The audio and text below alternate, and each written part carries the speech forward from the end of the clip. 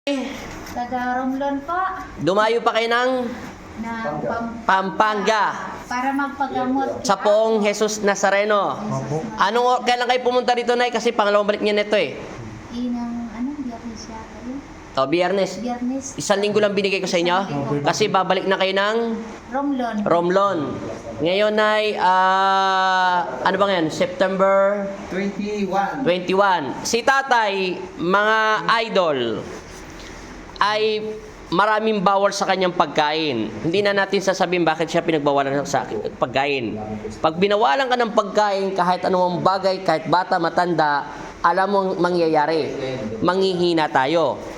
Ngayon, kaya hindi makalakad si tatay, ang masama, pinagbawalan na nga kumain, nagpabentusa pa. Ngayon, kaya siya nabentusa, lalong naging manipis yung ugat niya dahil walang kain ng ilang buwan. Ang tagal na. Mga ilang years na ba sa kanya, Nay? Nangyari yun 2023. 2023. Sabihin na natin 3 months, no? Hindi na siya kumakain. Ngayon, nang hina. Siyempre, kahit sino man tao na hindi kumakain. Ang masama, gustuhan niyang gumaling, nagpabentusa siya. Ang okay magpabentusa kung ganyan ka-sexy o ganyan kalusog ang katawan o mga ganyan. Hindi naman ko yung pinagbabawalan. Pero yung hindi kumakain at hindi naglalakad, bentusahan mo, ano mangyayari? Bawal. Anong nangyari? Bawal. Hindi, anong nangyari sa'yo? Mahina. Lalong Mahina ang katawan. lalong humina ang katawan niya. Ngayon, si tatay, September 21 ngayon. Araw ay Huwebes. Ang oras natin ay 4 o 4:35. Ngayon, try mo muna papuin. Cancel nyo muna yan. Papuin muna natin si tatay. Makatayo. Pangalawang check-up niya na to. Huwag ganun ang gagawin, huwag ganun ang pagbangon tayo. Magsaside muna po kayo. Pwede yung kaliwa kanan, side po muna. Yan. Ulitin ko po ha, pwede po magpabentusa. Yan, lagi. Tingnan nyo po, likuran ni tatay. Ang tagal na po yan, 1 linggo, tingnan mo, pasang-pasa pa rin yan, yan, kitang-kita nyo po sa camera yan, Bilog na bilog. bilog na bilog. Kaya hindi po namin yan masyado na-alignment, yung unang punta niyan dito, 1 week ko lang binigay, kasi nga, tad-tad yan ang bilog. Nanlalambot pa Nanlalambot, halos hindi mo maintindihan ang mukha kung ano ba yung mukhang gagawin ni tatay. Babagsak siya pag hindi hahawakan. Ngayon, subukan natin patayuin siya. Tay, Pokpok mo yung mga patay. dalawang paa. Ano ang pinagkaiba, tay? Taga Romblon kayo, Nay, no?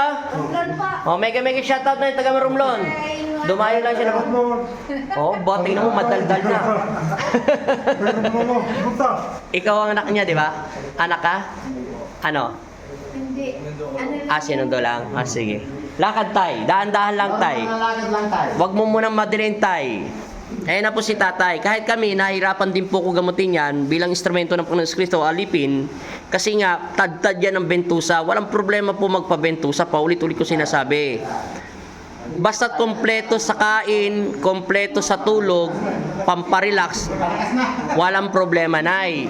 Ang masama, hindi na kumain, benentusa pa, nalanta ng gulay. Malakas na daw. Lalo ng hina. Yakapin mo na yung boyfriend mo. Hey, paalam na. Paalam na, boyfriend. Good night. Anong good night? Alas 5 pa lang. Bye-bye. Bye-bye. Bye-bye. Paalam na, Nay. Nay, paalam. Bye-bye. Bye-bye po sa inyong lahat. Taga Romblon kayo ulit, Nay? Opo, Romblon. Romblon saan? Sa Kajukan. Kajukay. Kasi ilalagay ko yun, Nay. Ha? Kambalok, Kajukan, Romblon. Danda lang, Nay. Ulit. Sa ulit. Kambalok, Kajukan, Romblon. Ayan. Ilalagay ko po yung ano nila. Pag may case po kayong ganyan, punta lang po kayo rito. Basta may tindi kayong pananampalataya. Bye-bye, Nay. Bye-bye. Bye-bye. Hindi ko kayo kilala. Yung pumunta ka rito, ano yung tsura mo? Medyo manipis ang pan, manimang. Tapos ano pa? Mapayat ang may mga pagkapoy dito. O ngayon, Siguro maayos na. maraming gamot na po ininom niyan. Malakas na. Sobrang over na sa gamot. Wala namang kain. Okay naman ako. Bye-bye na. Okay, umuwi na kayo sa Romblon. Opo. Romblon? Salamat. Okay po siya. Okay, bye-bye. Yun na. Bye-bye. Bye-bye.